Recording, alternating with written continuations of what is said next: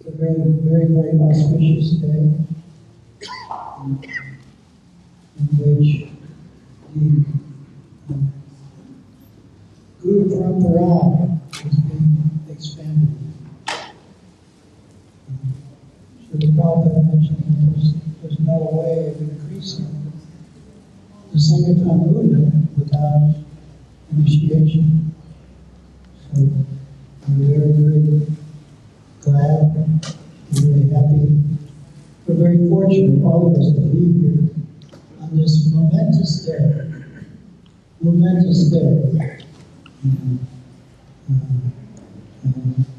Babies have been born. And in the life of a person, birth is very significant. There's birth, there's death. But those things are material.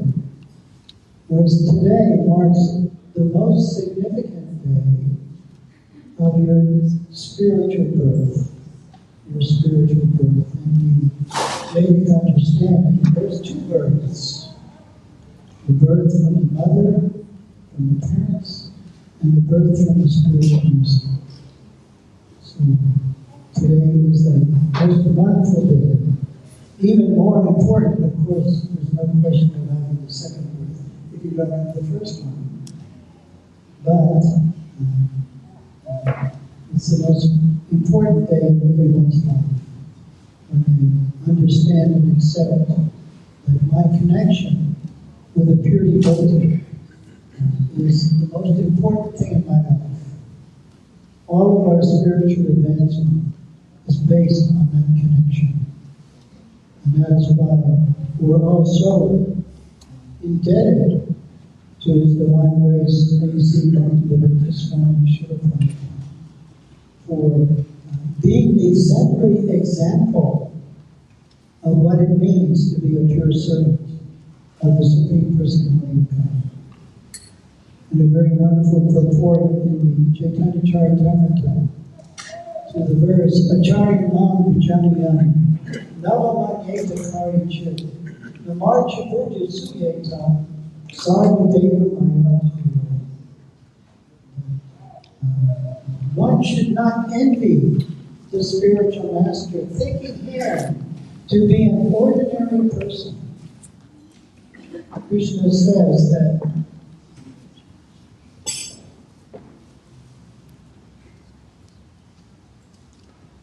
he's not an ordinary person. He's the sum total of all the demigods. Which means that a person whose life is fully dedicated to the service of the Supreme Personality of Godhead, practically speaking, is better than any demigod. The demigods are extremely pious, elevated personalities, but they have material desires. So, this connection today marks the most significant day practically in everyone's life, and we have witnesses. Whenever there's a big occasion, then there has to be witnesses.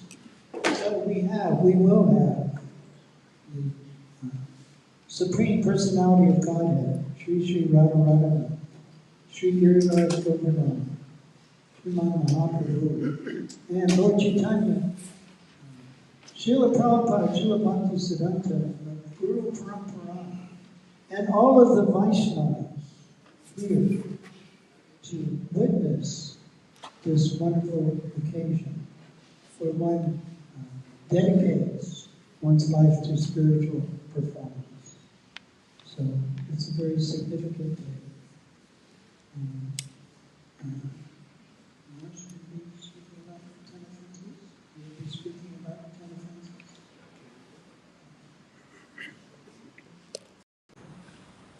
All right, well, traditionally, of course, this is called, for first initiates, it's called Harinam initiation. So even though you've been chanting Hare Krishna on your beads for over a year, then still the authorized connection with the spiritual master gives the potency to the holy names, or connects one with that transcendental energy of the Supreme Lord. So Srila Prabhupada wanted that we review the 10 offenses before we begin the initiation ceremony. So chanting Hare Krishna is our primary method of spiritual attainment. And the Hare Krishna mantra, as Lord Chaitanya mentions, there are no hard and fast rules, but there are offenses. So we have to review those offenses. The first one being to blaspheme the devotees who have dedicated their lives for propagating the holy names of the Lord. So we may think, well, we're not blaspheming anybody. But we should review that offense very carefully. If we see a devotee, if the devotee comes into our presence, and we're not joyous and glad to see that person, there's something wrong. There's something wrong. We should always be glad to see a person who's a devotee of the Supreme Personality of God. Very rare. Of the billions and billions of people in the world, there are very few persons who are devoted to the Supreme Lord. So any devotee, we should be very happy to be in their presence and to have their association. So if we're not feeling like that, there's a problem. There's a problem. We may be thinking, we're reciting the offenses every morning, and we're not really thinking how carefully, how we may be committing those offenses. So the first one is very important, because we've come to this world out of enviousness of Krishna.